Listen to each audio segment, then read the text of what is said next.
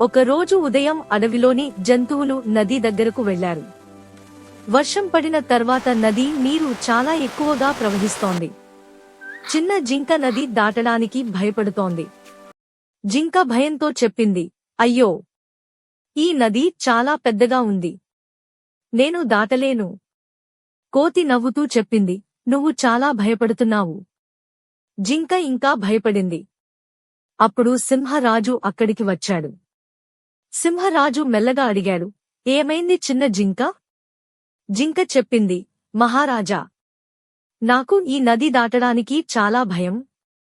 సింహరాజు చిరునవ్వుతో చెప్పాడు, ధైర్యం అంటే భయం లేకపోవడం కాదు, భయాన్ని ఎదుర్కోవడం.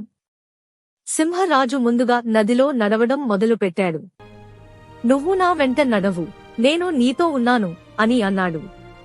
చిన్న జింక ధైర్యం చేసి ముందుకు వచ్చింది. మెల్లగా నడుస్తూ నది దాటింది.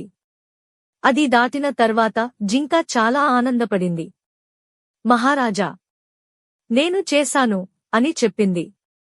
సింహరాజు నవ్వుతూ చెప్పాడు, చూసావా? ధైర్యం ఉంటే ఏ పని అయినా చేయగలం.